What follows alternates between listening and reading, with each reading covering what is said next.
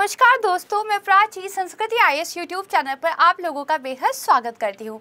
आज के वीडियो में न्यूज़पेपर से लिए गए 5 बहुत इंपॉर्टेंट टॉपिक्स पर हम चर्चा करेंगे। बहुत आसान भाषा में चीज़ों को समझने का प्रयास करेंगे। इन टॉपिक्स को लेने के पीछे 2 बातें हमने ध्यान में रखी है। पहला तो इनकी आपके सिलेबस से कितनी रिलेवेंस है, और दूसरा प्रीवियस ईयर क्वेश्चन इस तरह के टॉपिक से कितनी बार पूछे गए हैं। तो आइए शुरू करते हैं आज का वीडियो। हमारा जो सबसे पहला टॉपिक है यह है H5 बर्ड फ्लू। देखिए, जो US centre for disease control and prevention है, उनके द्वारा ये कहा गया है कि इंसानों में पहली बार H5 बर्ड फ्लू मिलने का मामला अमेरिका में सामने आया है। अब यहाँ पर एक चीज़ देखिएगा कि ये न्यूज़ मैंने ली क्यों है, क्योंकि न्यूज़पेपर में आई थी। दूसरा रीज़न है कि मैंने इसको क्यों लिया है, क्योंकि प्रीवियस ईयर क्वेश्चंस इस तरह की न्यूज़ से जो है पूछे गए हैं। अब हम एक एक करके समझते हैं। ये जो H5 बर्ड फ्लू है, इसको इन्फ्लुएंजा ए H5 के नाम से भी जाना जाता है। इन्फ्लुएंजा ए, इस पर ध्यान रखिएगा। दरअसल वायरस के 3 जो है टाइप होते हैं। इन्फ्लुएंजा जो वायरस है उसके 3 टाइप होते हैं, A, B, C। इसमें से हम जिसकी बात कर रहे हैं वो इन्फ्लुएंजा ए टाइप की बात कर रहे हैं। दूसरी बात ध्यान रखिएगा, जब भी हम इन्फ्लुएंजा फ्लू की बात करते हैं, इन्फ्लुएंजा वायरस की बात करते हैं, तो जनरली हम इसके टाइप ए की ही बात करते हैं, क्योंकि इसी के मामले जो है हमें ज़्यादातर देखने को मिलते हैं। यहाँ पर देखिए क्या लिखा है, CDC के अनुसार एवियन इन्फ्लुएंजा जो है टाइप ए वायरस के संक्रमण से होने वाली बीमारी को क्या है, संदर्भित करता है। दूसरी चीज़ ये ध्यान रखिए, मैंने कहा एवियन मतलब पक्षी, बर्ड्स के अंदर जनरली ये वायरस मिलता है और फिर ये जो है अन्य पशुओं को या फिर मानवों को संक्रमित करता है। यहाँ पर देखिए, ये वायरस सबसे पहले मिलता कहाँ पे, तो स्वाभाविक रूप से दुनिया भर में जंगली जो जलीय पक्षी होते हैं उनमें फैलते हैं और घरेलू कुक्कुट और अन्य पक्षी और पशु प्रजातियों को संक्रमित कर सकते हैं। 2 बातें इस लाइन से आप समझिएगा। पहली बात तो ये कि नेचुरली, प्राकृतिक रूप से जो जंगली जलीय पक्षी हैं, जो वाटर बर्ड्स हैं, उसमें तो मिलता ही है, उसमें तो होता ही है। वहाँ से फिर ये जो डोमेस्टिक पोल्ट्री होती है, जो पशु होते हैं, उनको इन्फेक्टेड करता है। इन्फेक्टेड कैसे होता है, लार से, नाक के श्राव से, और जो फीकल होता है उसकी वजह से ये वायरस जो है फैलता है। अब आपने एक चीज़ सुनी होगी, दरअसल जब वायरस के नाम की बात आती है, कभी हम बोलते हैं H5N7, कई बार हम बोलते हैं H7N7। तो ये अलग अलग नाम हम क्यों रख रहे हैं? है तो ये सारे के सारे एवियन इन्फ्लुएंजा ही हैं, तो सारे के सारे बर्ड फ्लू ही। देखिए, कोविड जब आया था तो हमने बोला कि भाई एक वायरस आया है कोविड-19, फिर हमने कहा उसमें म्यूटेशन हो गई है, उसने अपने आप को बदल लिया है, तो हमने उसका नाम रख दिया डेल्टा। फिर उसने अपने आप को बदल दिया तो हमने उसका नाम रख दिया ओमिक्रॉन। तो हमने, वायरस तो एक ही था, कोविड-19 ही था, लेकिन क्योंकि वो वायरस अपने DNA RNA में, जिस भी टाइप का वो वायरस था, कुछ वायरस DNA वाले होते हैं, कुछ RNA वाले होते हैं, तो जिस भी तरह का वो वायरस था उसने अपने जेनेटिक मटेरियल में क्योंकि चेंज कर लिया, अपने आप को म्यूटेट कर लिया, तो हमने उसको इस पहले वाले वायरस से अलग करने के लिए एक अलग नाम दे दिया। इसी तरीके से बर्ड फ्लू में भी क्या है, इनके बीच जो अनुवांशिक और एंटीजेनिक अंतर आता है, तो उसको डिफरेंशिएट करने के लिए हम इसको उप प्रकारों में विभाजित कर देते हैं और उन उप प्रकारों के सब टाइप के अलग अलग नाम जो है हम देते हैं। एक चीज़ और ध्यान रखिएगा, हम वायरस को देखिए 2 टर्म में लिखते हैं, H और N की, और फिर इनकी नंबरिंग देते हैं।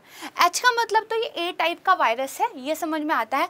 N जो है ये एक अलग प्रोटीन है, उसके बारे में बात करता है, वो थोड़ा सा बहुत टेक्निकल हो जाएगा, उसमें हम नहीं जाएंगे। लेकिन मैंने आपको क्या बताया, H5 इन्फ्लुएंजा। यहाँ पे मैंने आपको N क्यों नहीं बताया, क्योंकि अभी वैज्ञानिकों ने उसका जो N डिनोमिनेशन था वो नहीं दिया है, अभी हम सिर्फ H5 ही उसको बोल रहे हैं। ये चीज़ आपने ध्यान रखी। अच्छा, स्वास्थ्य अधिकारी क्या कहते हैं, जो H5N1 एवियन फ्लू है उसका इंसानों से इंसानों में ट्रांसमिशन बहुत रेयर देखने को मिलता है। वर्ड पे ध्यान रखिएगा, मैंने वर्ड यूज किया है रेयर, यानी कि दुर्लभ इसका संचरण देखने को मिलता है।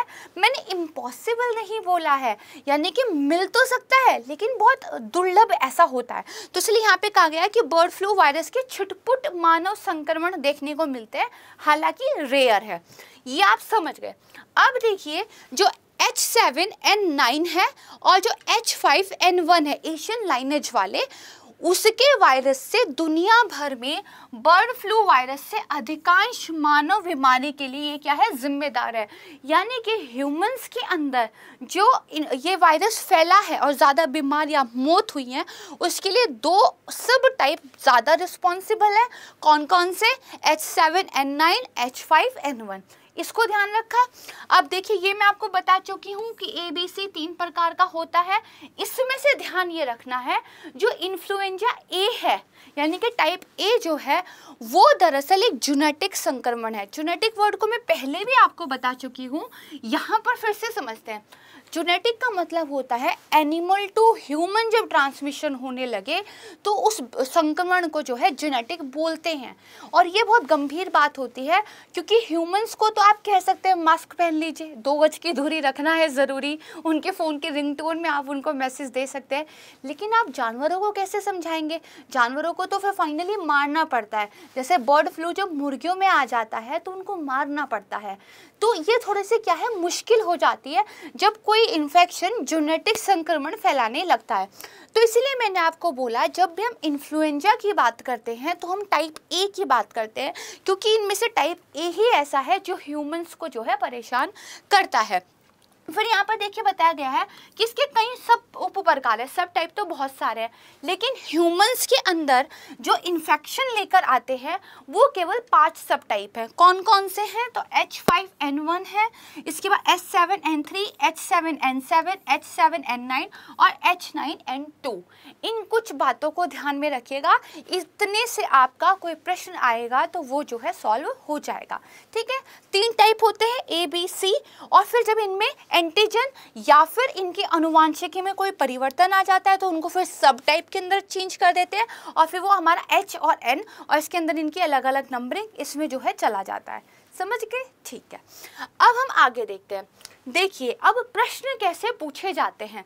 तो यूपीएससी में देखिए प्रश्न पूछा गया H1N1 वायरस को जो है आपने न्यूज़ में कुछ बार देखा है, ये किसको जो है रिफ़र करता है, कौन सी बीमारी को? तो बर्ड फ्लू बहुत आसान है, लेकिन देखिए 2015 में इतने आसान प्रश्न पूछे जाते थे, लेकिन अब मुश्किल होने लग गए हैं। तो अब हमें थोड़ा क्या है, चीज़ों को डिटेल में पढ़ने की ज़रूरत है। जैसे आज हमने इसके टाइप सब टाइप के बारे में समझा, जेनेटिक डिजीज़ के बारे में समझा, ठीक है, ह्यूमंस के अंदर कौन कौन सा संक्रमण के लिए उत्तरदायी है ये हमने समझा। तो क्वेश्चंस जो हैं अब यहाँ से बनेंगे, अब नहीं पूछेगा कि ये बर्ड फ्लू है या क्या है ना। तो लेकिन हाँ प्रश्न बनते हैं, ये क्वेश्चन दिखाने का मकसद मेरा ये था। न्यूज़ में देखिए इसमें क्या आया है कि न्यूज़ में ये वर्ड आ रहा है किस चीज़ को रेफर करता है, तो न्यूज़ में जो चीज़ बार बार आती है वहाँ से क्वेश्चन बनने की संभावना रहती है, इसीलिए हम न्यूज़पेपर से जो है आपके लिए टॉपिक निकाल कर लाते हैं। चलिए अब हम देखते हैं अपना सेकंड क्वेश्चन, ग्रीष्म लहर हीट वेव, ये न्यूज़ में है। देखिए heat wave linked to man made climate change, हम मनुष्य ये जो इतना ज़्यादा उथल पुथल इस परिस्थिति में मचा रहे हैं, उसकी वजह से वो सारी उथल पुथल हमें ही झेलनी पड़ रही है। महा गर्मी हो रही है अभी से, और देखिए एक आर्टिकल भी आया है कि मनुष्यों ने जो जलवायु परिवर्तन किया है उसकी वजह से हीट वेव जो है अब आ रही है। तो ये तो बात हम समझ गए। हमें समझना ये चाहिए कि हीट वेव होती क्या है। ये तो पता है बहुत गर्मी वाली लहरें होती हैं, लेकिन एग्जाम में तो साइंटिफिक डेफिनेशन पूछेगा, उसी को समझते हैं। पहले आसान से समझते हैं। देखिए ग्रीष्म लहर का मतलब होता है असामान्य रूप से उच्च तापमान, यानी कि एबनॉर्मली हाई टेम्परेचर जब हो जाए तो ग्रीष्म लहरें, ठीक है, उसको बोला जाता है। ये वो स्थिति है जिसमें तापमान सामान्य से अधिक रहता है और यह मुख्यतः देश के उत्तर पश्चिमी भागों को जो है प्रभावित करता है। न्यूज़ में भी आता रहता है ना कि north west India suffers from the heat wave, तो ये इसी वजह से है। देखिए ऐसा नहीं है सिर्फ ये हमारा उत्तर पश्चिमी में ही आता है, पूरे इंडिया को भी ये अफेक्ट कर सकता है, लेकिन ज़्यादातर ये हमें जो है हमारे नॉर्थ वेस्ट में देखने को मिलता है। ये तो हमने समझ लिया कि जब असामान्य रूप से उच्च तापमान हो जाए तो हीट वेव्स आती हैं। अब हम कुछ और चीज़ें समझते हैं। जैसे जो भारतीय मौसम विभाग है, IMD जो है, उसने ग्रीष्म लहर के बारे में कुछ मानक हमें बताए हैं, हमें उनके बारे में पता होना चाहिए, जिसमें से जो सबसे पहले वाला है ये सबसे ज़्यादा इम्पॉर्टेंट है। जैसे यहाँ पे क्या लिखा है कि ग्रीष्म लहर प्रभावित अगर कोई क्षेत्र आपको घोषित करना है तो क्या ऐसा मानक होना चाहिए। भाई ठीक है, असामान्य से ऊपर तापमान है तो पता है, लेकिन कितना तापमान, कितना सामान्य है, कितने से ऊपर होने पे असामान्य हो जाएगा, ये तो पता होना चाहिए ना। तो IMD ने बता दिया है, अगर मैदानी इलाकों की बात की जाए तो कम से कम कितना होना चाहिए, 40 डिग्री सेल्सियस, और अगर पहाड़ी इलाकों की बात की जाए तो कम से कम 30 डिग्री सेल्सियस अगर है तो उस एरिया को हीट वेव से प्रभावित क्षेत्र के रूप में घोषित किया जा सकता है। देखिए मैम इन 5 टॉपिक्स के ऊपर ही 5 क्वेश्चंस आपके लिए लेकर आती हैं, तो उसमें स्टेटमेंट्स के रूप में आपसे चीज़ें पूछी जाती हैं। अगर आपने पहले करंट अफेयर का ये वीडियो देखा है और फिर जाकर आप शिल्पी मैम वाले वीडियो को देखते हैं तो आप जज कर पाएंगे कि आपने कितना पढ़ा और फिर कितना आपको याद रहा, कितना आप समझे हैं। और फिर वहाँ पर जब आप 5 क्वेश्चन सॉल्व करके अपना स्कोर देखेंगे कि मेरे 5 में से 4 ठीक हुए हैं, 3 ठीक हुए हैं, या 5 में से 5 ठीक हो गए, तो वो जो कॉन्फिडेंस आएगा ना, वो एक अलग लेवल पे तैयारी को ले जाता है। तो हमेशा क्या करना होता है, पहले चीज़ों को समझना और पढ़ना होता है, और फिर प्रैक्टिस के लिए हमें जो है क्वेश्चन सॉल्व करने रहते हैं। अगर ये स्ट्रैटेजी अपनाएंगे तो करंट अफेयर में आप कभी फेल नहीं होंगे। हालांकि ये स्ट्रैटेजी स्टैटिक के लिए भी है, इसलिए कहा जाता है ना टेस्ट सीरीज बहुत इंपॉर्टेंट होती हैं, तो वो इसीलिए होती है। पहले पढ़िए, उसके बाद जाकर क्वेश्चंस को सॉल्व कीजिए। डायरेक्ट क्वेश्चन सॉल्व करने लगेंगे तो आपको फ़ायदा नहीं मिलता है ना, पढ़ना ज़रूरी होता है। चलिए उसके बाद देखिए, अब हमने कहा सामान्य तापमान से कितना चेंज अगर हो जाए तो हीट वेव कहा जाएगा, यानी कि सामान्य से विचलन कितना हो। तो यही देखिए IMD ने बता दिया है कि ग्रीष्म लहर तब होती है जब सामान्य से विचलन 5 डिग्री सेल्सियस से 6 डिग्री सेल्सियस हो, और प्रचंड ग्रीष्म लहर तब होती है जब सामान्य से विचलन 60 डिग्री सेल्सियस या फिर उससे अधिक हो। इसके बाद देखिए बताया गया है किसी क्षेत्र का अधिकतम तापमान, अपर टेम्परेचर अगर 40 डिग्री सेल्सियस से ज़्यादा हो और जो ग्रीष्म लहर है वो सामान्य से 4 डिग्री सेल्सियस से 5 डिग्री सेल्सियस का विचलन करे, और प्रचंड ग्रीष्म लहर के लिए विचलन 6 डिग्री सेल्सियस या उससे अधिक हो, तो उसको घोषित कर दिया जाता है। एक और इम्पॉर्टेंट पॉइंट ये ध्यान रखिएगा कि वास्तविक अधिकतम तापमान जो रियल हाईएस्ट टेम्परेचर है, अगर वो 45 डिग्री सेल्सियस या फिर उससे ज़्यादा बना रहे तो उस क्षेत्र को ग्रीष्म लहर से प्रभावित क्षेत्र जो है घोषित कर दिया जाता है, फिर चाहे अधिकतम तापमान कितना भी रहे। इन स्टेटमेंट्स को बार बार पढ़िएगा, ध्यान रखिएगा, फिर उसके बाद जो है क्वेश्चन को सॉल्व कर लीजिएगा। जैसे मान लीजिए अगर आपसे प्रश्न पूछा जाए कि ग्रीष्म लहर घोषित करने के लिए पूरे देश के लिए एक जैसे मानक रखे गए हैं, तो स्टेटमेंट तो गलत है, क्योंकि मैदानी इलाकों के लिए 40 डिग्री सेल्सियस है और आपके पहाड़ी इलाकों के लिए 30 डिग्री सेल्सियस है। हाँ, अगर टेम्परेचर 45 डिग्री सेल्सियस या उससे ज़्यादा हो तो फिर अधिकतम तापमान की बात नहीं देखी जाती है, उसको हीट वेव से ग्रसित एक क्षेत्र के रूप में घोषित कर दिया जाता है। ठीक है, ऐसे करके पढ़ेंगे ना तो आसान हो जाएगा। अब देखिए क्वेश्चन कैसे आया। आज तो हम बात कर रहे हैं हीट वेव की, इससे पहले देखिए जो हमारा महासागर औसत तापमान, ओशियन मीन टेम्परेचर जिसको OMT भी कहते हैं, ये न्यूज़ में था। तो UPSC ने क्या किया, 2 स्टेटमेंट देकर इस प्रश्न को जो है पूछ लिया। आपने इस प्रश्न को सॉल्व करना है और कमेंट सेक्शन में मुझे इसका आंसर जो है बताना है। बात करते हैं हमारी कि जो ग्रीष्म लहर है उसके क्या प्रभाव देखने को मिलते हैं। देखिए ना सिर्फ मानवों पर बल्कि पर्यावरण पर, हमारे पारिस्थितिकी तंत्र पर हीट वेव के बहुत गंभीर दुष्परिणाम देखने को मिलते हैं। जैसे ह्यूमंस के अंदर हीट क्रैम्प्स हो जाते हैं, हीट एग्जॉक्शन हो जाता है, हीट स्ट्रोक जैसी भी समस्या हो जाती है। इसी तरह जो पारिस्थितिकी तंत्र है उसमें जो हमारे जो पत्तियों के अंदर पानी है उसकी कमी होने लगती है, क्रैक पड़ जाते हैं पेड़ के अंदर, हीट स्ट्रोक जैसी प्रॉब्लम जो है पौधों को भी फेस करनी पड़ती है। तो चाहे मानव हो और चाहे हमारा वनस्पति और जंतु जगत हो, दोनों पर ही हीट वेव के गंभीर दुष्परिणाम जो हैं देखने को मिलते हैं। ठीक है, यहाँ पर देखिए बताया गया है कि पूरे इंडिया में धीरे धीरे हीट वेव का जो है प्रसार हो रहा है। अब हम बात करते हैं नेक्स्ट टॉपिक की, फॉरेक्स रिजर्व यानी कि क्या, विदेशी मुद्रा भंडार। ये देखिए न्यूज़ में है क्योंकि इंडिया का जो फॉरेक्स रिजर्व है वो लगातार 7वें हफ्ते में गिर गया है और ये 600.42 बिलियन जितना जो है रह गया है। आइए बात करते हैं विदेशी मुद्रा भंडार होता क्या है। विदेशी वर्ड याद रखिए, मुद्रा वर्ड ध्यान रखिए, भंडार वर्ड याद रखिए।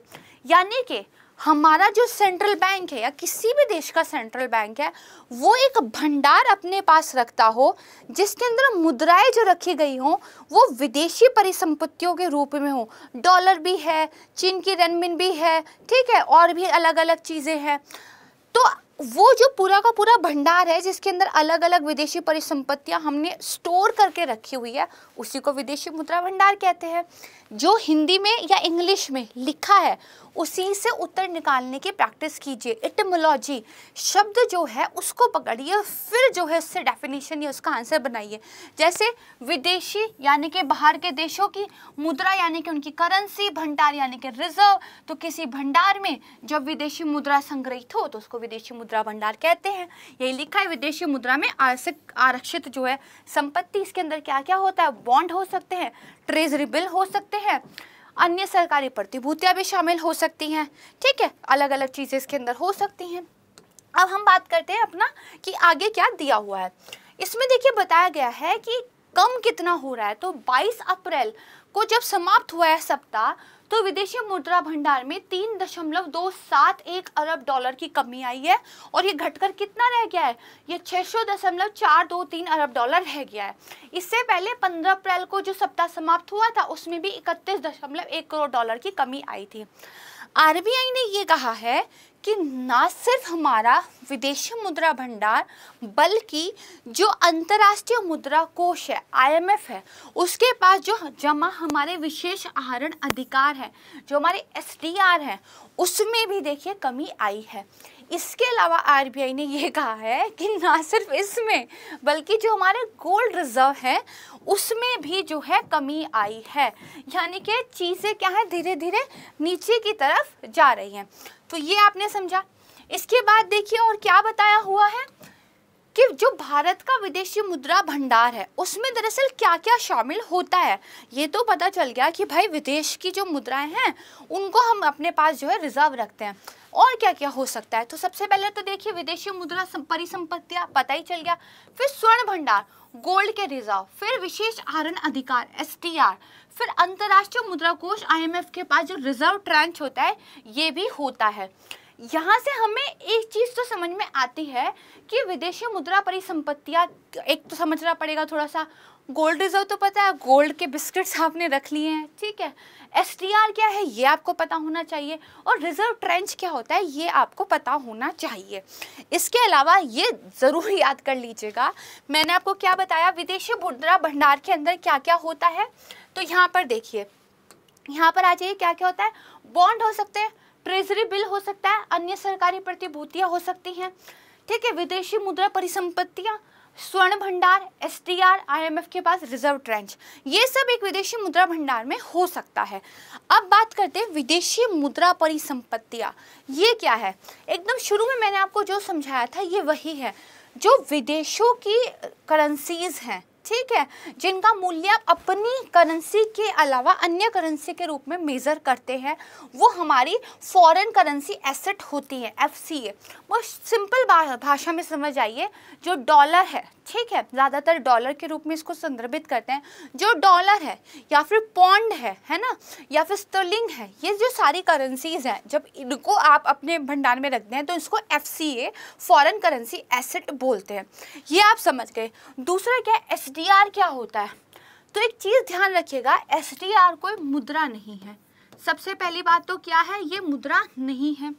तो फिर ये क्या है, ये आपका आर्टिफिशियल, ठीक है, क्या है आपका आर्टिफिशियल करेंसी इंस्ट्रूमेंट है। यानी कि इंस्ट्रूमेंट एक तरीका है और आर्टिफिशियल करेंसी के रूप में काम करता है। एक तरीका है और ये आर्टिफिशियल करेंसी के जैसा काम करता है। देखिए IMF के पास हर कंट्री को जैसे उसकी GDP है, जैसे उसके और फैक्टर्स हैं, उन सब के आधार पर एक कोटा दिया जाता है। सबसे ज़्यादा कोटा US के पास है। जिस कंट्री के पास जितना ज़्यादा कोटा होता है उसके पास SDR भी उतना ही ज़्यादा होता है। अब SDR कोई करेंसी नहीं है। जैसे जब आप रिजर्व बैंक कोई नोट आपको मिलता है, ठीक है, तो रिजर्व बैंक की तरफ से उस पर क्या लिखा जाता है कि मैं धारक को 100 रुपये देने का वचन देता हूँ, यानी कि आपका दावा है रिजर्व बैंक के ऊपर कि वो 100 रुपये आपको देगा। आप उन 100 रुपीज़ को लेकर रिजर्व बैंक के पास जा सकते हैं कि मुझे बदले में 10-10 के 10 नोट दे दीजिए। लेकिन IMF के पास आप नहीं जा सकते कि मेरा जो SDR है इतने डॉलर रुपीस में आपके पास, मुझे इतने डॉलर दे दीजिए, ऐसा नहीं। ये एक आर्टिफिशियल करेंसी इंस्ट्रूमेंट है। जैसे जब आपको क्रूड ऑयल खरीदना है तो आप डॉलर में भुगतान करते हैं जनरली। मान लीजिए बहुत इमरजेंसी की सिचुएशन आ गई, जैसे श्रीलंका में भी प्रॉब्लम चल रही है, तो आपके पास डॉलर नहीं है, कोई और करेंसी भी आपके पास इतनी नहीं बच रही है, विदेशी मुद्रा भंडार के लेने देने हो चुके हैं, तो अब आप क्या कर सकते हैं, IMF को कह सकते हैं भाई हमारा इतना कोटा है आपके पास, उस कोटे के एवरेज में हमें इतने SDR मिले हुए हैं, तो उन SDR के बदले हम जो है क्रूड ऑयल परचेज करना चाहते हैं। ये आप कर सकते हैं, यानी कि आप एक तरीके से इमरजेंसी की सिचुएशन में इस इंस्ट्रूमेंट को यूज़ करके अपना काम जो है निकाल सकते हैं। अब इस SDR की कोई तो वैल्यू होती होगी भाई, ऐसे थोड़ी है कि ये एक SDR है, कितने का SDR है। तो दरअसल एक बास्केट होती है, उस बास्केट के अंदर अलग अलग करेंसीज रहती है, उन सारी करेंसीज का आप एक एवरेज निकाल लेते हैं और वो एवरेज जितना होता है वो एक SDR के बराबर होता है।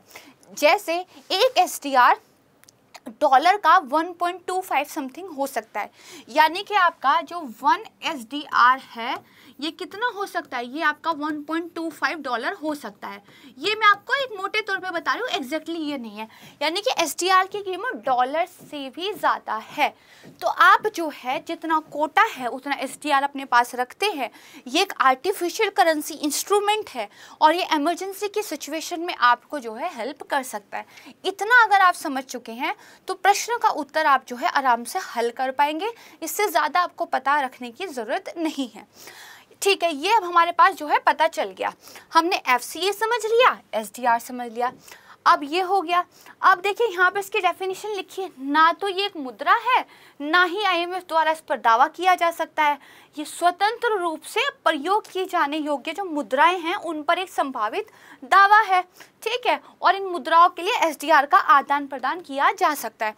मान लीजिए मुझे कुछ डॉलर चाहिए, अब क्योंकि 5 करेंसीज के बास्केट के आधार पर मेरे पास SDR है, तो मैं दूसरी कंट्री को अपने SDR का कुछ परसेंट देकर उससे उतने परसेंट में दूसरी करेंसी जो है ले सकता हूँ और फिर मैं उसका यूज़ अपने काम के लिए कर सकता हूँ। तो वही लिखा है कि आदान प्रदान हो सकता है, ठीक है, समझ गए।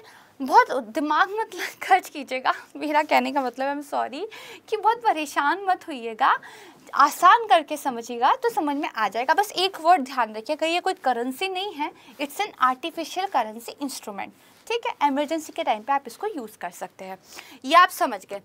अब इसके बाद हम देखते हैं कि आखिर इससे प्रश्न किस तरह के पूछे जाते हैं। जैसे यहाँ पर पूछा गया है कि कौन कौन से आइटम जो हैं इंडिया के फॉरेन एक्सचेंज रिजर्व में जो है इंक्लूड किए गए हैं, मैंने आपको अभी पढ़ाया। तो अब आपने इस क्वेश्चन का उत्तर मुझे कमेंट सेक्शन में देना है और ज़रूर देना है, ठीक है, मैं चेक करूँगी।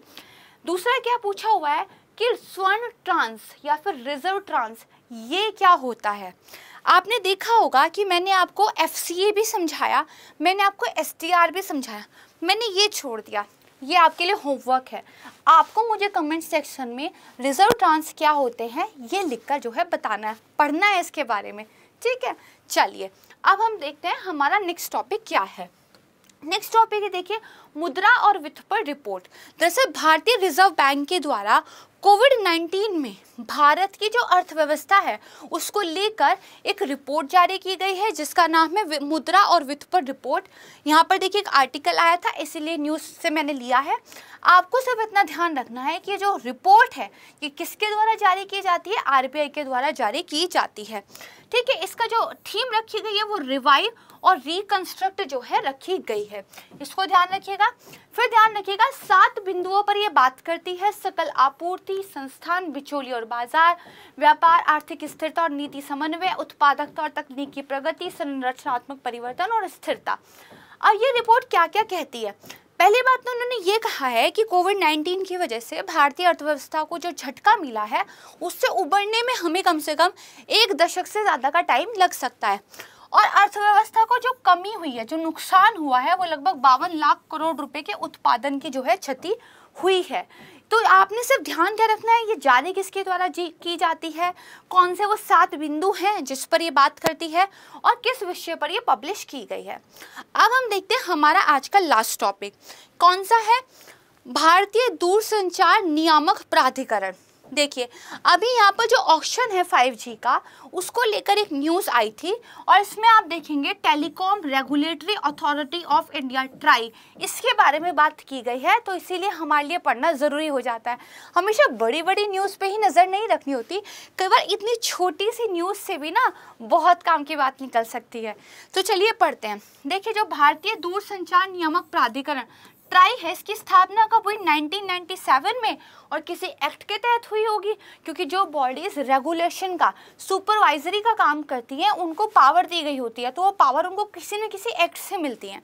कौन सा एक्ट है? दूरसंचार नियामक प्राधिकरण अधिनियम 1997। इस एक्ट के द्वारा इसको जो है किया गया था। उद्देश्य क्या है? तो जो दूरसंचार का विकास है उसके लिए अनुकूल परिस्थिति का निर्माण करना। फिर जो सेवाएं होती हैं उनके लिए टैरिफ का निर्धारण, उसमें संशोधन, ठीक है, इस तरह का काम ये करता है। पहले ये काम केंद्र सरकार के क्षेत्राधिकार में आता था।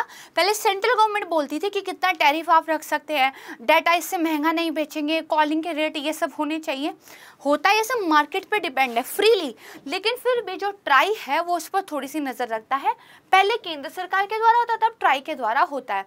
संरचना की बात करें तो एक अध्यक्ष होते हैं, 2 पूर्णकालिक सदस्य होते हैं, 2 आपके जो है अंशकालिक सदस्य होते हैं। नियुक्ति इनकी भारत सरकार के द्वारा की जाती है। कार्यकाल की बात की जाए तो अध्यक्ष और अन्य सदस्य 3 वर्ष की अवधि के लिए या 65 वर्ष की आयु जो भी पहले हो तब तक जो है अपने पद पर रहते हैं। अब इस न्यायाधिकरण की बात करते हैं। न्यायाधिकरण आप समझ गए रेगुलेट करता है, ठीक है, किसको? दूरसंचार वाले सेक्टर को। अब मान लीजिए न्यायाधिकरण ने कोई ऐसा निर्णय दिया है जो आपको स्वीकार नहीं है, तो कहीं तो अपील करनी पड़ेगी। तो इसीलिए जो 1997 वाला अधिनियम था, इसमें 2000 में संशोधन किया गया और ट्राई के जो न्यायिक और विवाद कार्यों को संभालने के लिए एक दूरसंचार विवाद निपटान और अपीलीय न्यायाधिकरण की जो है स्थापना की गई। इसका उद्देश्य क्या होता है? विवादों को सुलझाना। किस किस के बीच में? व्यक्ति समूह या कंपनियों के बीच में, ठीक है।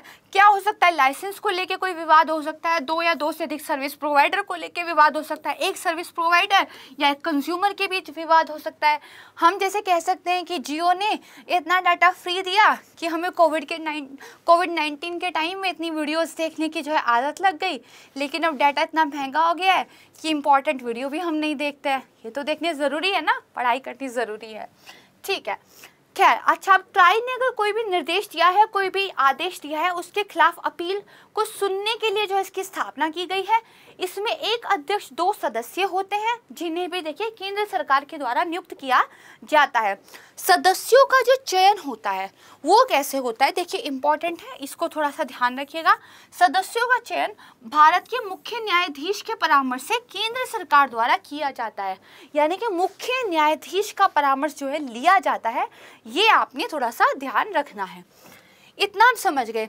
अब इसका क्षेत्राधिकार क्या है? देखिए, जिस मामले पर टीडी सेट सुनवाई कर रहा हो वहां पर दीवानी अदालतें फिर जो है सुनवाई नहीं कर सकती, ध्यान रखिएगा। दूसरा, इसके जो आदेश होते हैं वो सिविल कोर्ट के डिक्री के जैसे ही होते हैं। तीसरा, इसके पास सिविल कोर्ट की जैसी शक्तियां हैं। चौथा क्या है? ये प्राकृतिक न्याय के सिद्धांतों पर कार्य करता है, नेचुरल जस्टिस पर काम करता है। जो नागरिक प्रक्रिया संहिता है उसके द्वारा निर्धारित जो प्रोसेस है उससे ये बाध्य नहीं है।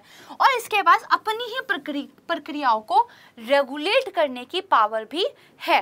तो ध्यान रखना है, सिविल कोर्ट जैसी पावर है और ये लेकिन उस सिविल कोर्ट संहिता के नियमों से बंधा हुआ नहीं है, ये नेचुरल जस्टिस पर जो है काम करता है। तो यहाँ पर देखिए ट्राई खत्म हो जाता है।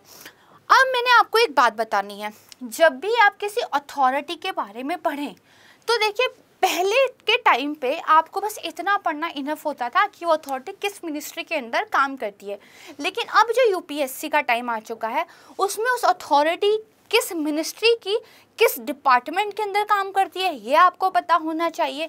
क्या वो एक संवैधानिक या एक सांविधिक या फिर एक ऑटोनोमस इंस्टीट्यूट है ये आपको पता होना चाहिए। अगर कॉन्स्टिट्यूशनल बॉडी है तो उसका आर्टिकल पता हो, अगर स्टैट्यूटरी बॉडी है तो किस एक्ट से बनी है ये पता हो, उस बॉडी को स्टैब्लिश करने का उद्देश्य क्या है ये आपको पता होना चाहिए। और चौथी इंपॉर्टेंट बात, हमेशा ये ध्यान रखिए कि इस बॉडी के निर्णयों के खिलाफ अपील कहाँ की जा सकती है, हाई कोर्ट या सुप्रीम कोर्ट में, या फिर उसका ही कोई अपील जो है इंस्टीट्यूट बना दिया गया है, ये आपको पता होना चाहिए। अगर आपको एक बॉडी के बारे में इतनी इन्फॉर्मेशन पता है तो क्वेश्चन सॉल्व हो जाएगा, यूपीएससी प्रश्न यहीं से पूछती है। तो खैर यहाँ पर हमारा आज का वीडियो जो है समाप्त होता है। अगर वीडियो आपको पसंद आया है तो इसको लाइक कीजिएगा, शेयर कीजिए और चैनल अगर अभी तक आपने सब्सक्राइब नहीं किया है तो सब्सक्राइब कीजिए। नमस्कार, धन्यवाद।